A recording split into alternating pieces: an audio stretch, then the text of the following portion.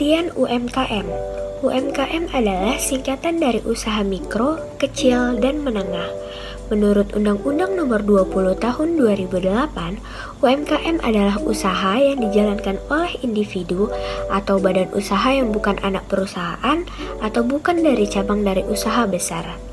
UMKM merupakan usaha produktif milik perorangan atau badan usaha yang memenuhi kriteria tertentu berdasarkan jumlah kekayaan bersih, omset tahunan, dan jumlah tenaga kerja.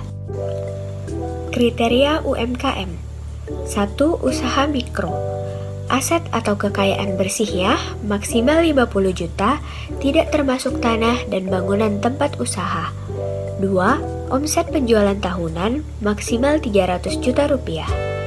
Ciri umum usaha mikro adalah dikelola langsung oleh pemilik, tidak memiliki administrasi keuangan yang rapi, umumnya tidak memiliki izin usaha, dan usaha berskala rumah tangga. 2. Usaha kecil. Aset atau kekayaan bersihnya lebih dari 50 juta rupiah sampai 500 juta rupiah. Omset penjualan tahunannya lebih dari 300 juta rupiah sampai 2,5 miliar rupiah. Ciri umum usaha kecil adalah sudah memiliki struktur organisasi yang sederhana, mulai menggunakan tenaga kerja tetap, sudah memiliki izin usaha dasar, dan memiliki potensi untuk tumbuh menjadi usaha menengah. 3. Usaha menengah. Aset atau kekayaan bersihnya lebih dari 500 juta sampai 10 miliar rupiah. Omset penjualan tahunannya lebih dari 2,5 miliar rupiah sampai 50 miliar rupiah.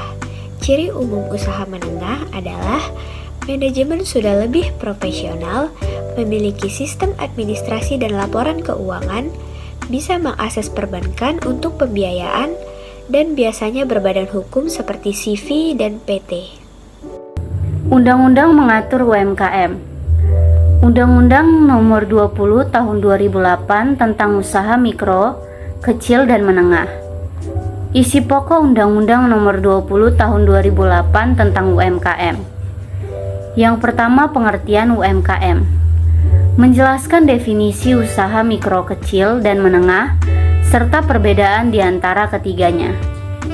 Yang kedua, kriteria UMKM. Mengatur batasan kekayaan bersih dan omset tahunan untuk klasifikasi UMKM. Yang ketiga, hak dan kewajiban UMKM. Hak untuk mendapatkan pembinaan, akses pembiayaan, perlindungan usaha, dan lainnya. Untuk kewajiban, menjalankan usaha sesuai hukum dan menjaga kelestarian lingkungan. Yang keempat, pembinaan dan pengembangan.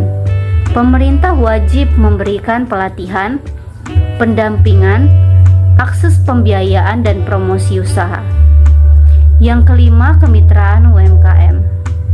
Mendorong kemitraan antara UMKM dan usaha besar untuk memperkuat daya saing. Yang keenam, peran pemerintah dan masyarakat. Pemerintah pusat dan daerah bertugas menciptakan iklim usaha yang kondusif bagi UMKM. Di dalam UMKM pastinya ada tantangan. Nah, tantangan yang pertama yaitu permodalan terbatas. Banyak UMKM kesulitan mendapatkan modal usaha. Sulit mengakses pinjaman bank karena kurangnya agunan dan tidak punya laporan keuangan yang jelas. Yang kedua, manajemen keuangan kurang tertata. Banyak pelaku UMKM mencampur uang pribadi dengan uang usaha. Tidak memiliki laporan keuangan yang sederhana. Nah, yang ketiga, kurangnya pemanfaatan teknologi. Masih banyak UMKM belum go digital.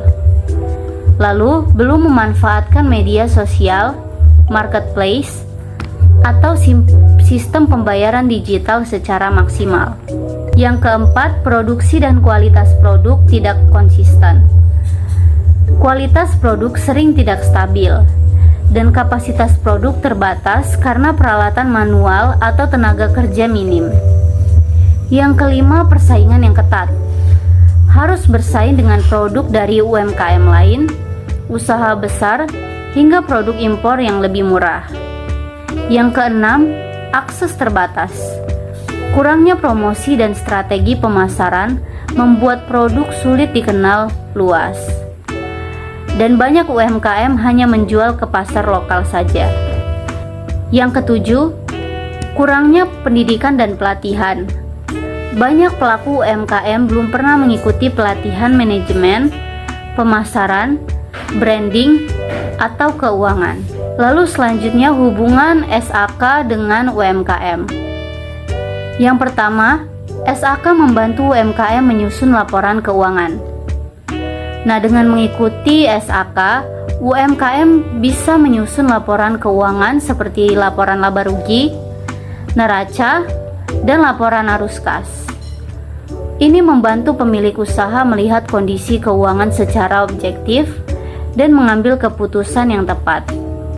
Nah, yang kedua, persiapan UMKM untuk naik kelas. Dengan laporan keuangan yang baik dan sesuai SAK, UMKM lebih siap berkembang menjadi usaha menengah atau besar dan lebih mudah ikut tender, ekspor, dan go digital. Selanjutnya mengenai pentingnya SAK EMKM. Nah, SAK EMKM dirancang khusus untuk UMKM agar lebih mudah dipahami dan diaplikasikan dibandingkan dengan SAK yang lebih luas. Penerapan SAK EMKM membantu UMKM menyusun laporan keuangan yang sesuai standar tanpa harus terjebak dalam kerumitan standar akuntansi keuangan yang ada saat ini.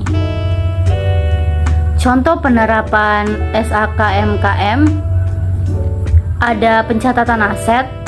SAK EMKM mengatur cara pencatatan aset seperti persediaan, aset, tetap, dan piutang. Selanjutnya ada penyusutan laba rugi.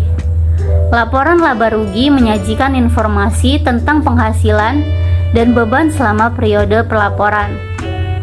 Dan yang terakhir ada penyajian neraca. Neraca menyajikan informasi tentang aset, liabilities atau kewajiban, dan ekuitas atau modal pada tanggal tertentu. Berdasarkan Peraturan Pemerintah Nomor 23 Tahun 2018, UMKM dengan peredaran bruto sampai dengan 4,8 miliar per tahun dapat dikenakan PPh final sebesar 0,5% dari omset bulanan.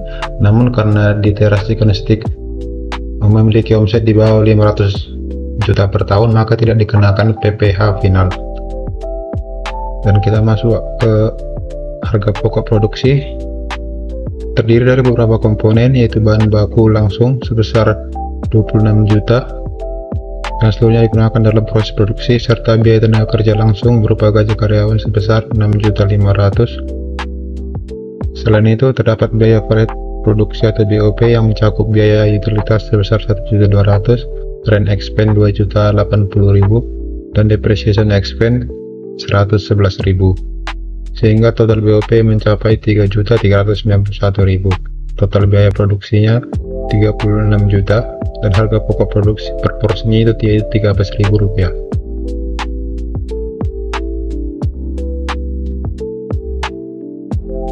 Selanjutnya income statement.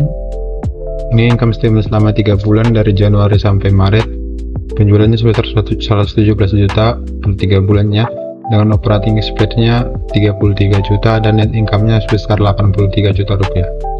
Berdasarkan income statement tadi dapat disimpulkan kondisi usahanya. Yang pertama, usahanya dalam kondisi sehat, mampu menghasilkan laba bersih yang tinggi setelah menutupi semua beban operasional, efisiensi biaya baik, total beban hanya sekitar 28% dari pendapatan, potensi ekspansi ada. Dengan laba besar, usaha ini memiliki peluang untuk dikembangkan, baik dengan membuka cabang baru atau memperluas pasar, manajemen keuangan yang cukup baik, dan adanya pencatatan penyusunan menunjukkan usaha ini sudah memperhatikan akuntansi jangka panjang. Selanjutnya ada statement of owner's equity. Yang pertama ada beginning capital 100 juta, net income-nya didapat dari income statement yang sebelumnya, dan ending capitalnya sebesar 183 juta 905.833 rupiah. Dari situ, usaha ini menunjukkan perkembangan usaha yang sangat baik selama periode berjalan. Dengan tidak adanya pengambilan modal oleh pemilik dan seluruh laba ditahan, bisnis ini berada dalam posisi yang kuat untuk perluasan usaha atau reinvestasi ke periode berikutnya. Dan berikut adalah statement of financial position, di mana aset sama dengan liabilities tambah equity dengan nilai balance-nya yaitu Rp64.744.167. Dari statement of financial position dapat disimpulkan bahwa kondisi keuangan perusahaan ini tergolong sehat. Perusahaan memiliki aset yang cukup besar dibanding utangnya. Ini ditunjukkan dengan rasio utangnya terhadap ekuitas sebesar 0,45, tergolong rendah dan aman. Usaha ini memiliki likuiditas tinggi dan manajemen aset yang baik dengan kas dominan yang memudahkan kelancaran operasional. Dan struktur modal lebih banyak berasal dari ekuitas daripada pinjaman, mencerminkan stabilitas finansial jangka panjang. Adapun saran strategis untuk di teras chicken stick ini, yang pertama yaitu untuk meningkatkan laba ekspansi.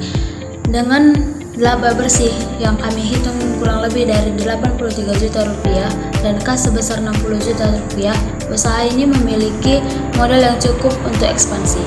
Sarannya mungkin bisa membuka cabang di lokasi yang lebih strategis seperti dekat kampus, kantor, atau area yang lebih ramai. Yang kedua yaitu diversifikasi menu. Dengan diversifikasi menu atau menambahkan menu lainnya dengan menambahkan saus yang berbeda seperti barbecue, pedas manis, keju, atau menu sampingan seperti kentang goreng, salad, dan minuman segar, dengan bertujuan untuk menarik lebih banyak pelanggan dan meningkatkan transaksi per pelanggan. Yang ketiga, untuk mengoptimalkan branding dengan melakukan promosi sosial media seperti Instagram, TikTok, Facebook dengan menggunakan foto atau video makanan yang menggugah selera. Lalu yang kedua, mungkin dengan menggunakan program loyalitas seperti beli 10 gratis 1 atau diskon untuk pelanggan tetap. Yang ketiga, dengan memperkuat branding agar pelanggan mudah mengingat nama atau rasa dari The Teras Chicken Stick. Yang keempat, dengan mengelola keuangan yang lebih rinci dengan menggunakan meski kondisi keuangan yang bagus, tetap penting untuk mencatat setiap transaksi dengan rapi. Yang kedua, mungkin bisa menggunakan aplikasi akuntansi sederhana atau spreadsheet agar arus kas tetap terkontrol dan bisa dianalisis bulanan. Yang kelima, ada mempertimbangkan investasi kecil. Dengan sebagian kas bisa digunakan untuk membeli peralatan tambahan atau memperbaiki tempat kerja usaha agar lebih nyaman, dan bisa juga untuk memulai pelan-pelan membangun sistem franchise jika bisnis sudah stabil. Adapun penutup dari kami untuk usaha di Teras Chicken Stick ini bisa menunjukkan potensi pertumbuhan yang besar dengan pengelolaan keuangan yang bijak dan menambahkan inovasi menu dan pemasaran yang aktif. Bisnis ini juga berpeluang menjadi brand lokal. Bisnis ini juga berpeluang menjadi brand lokal yang harus dikenal luas dan berkembang secara berkelanjutan. Jadi usahanya ditutup kapan? Didirikan kapan? Berencana. Kapan dibuka usaha? Oh, bulan 1. Oh, dari Januari ya, Ya. awal tahun. Terus untuk jumlah karyawannya Yang di sini untuk sekarang ini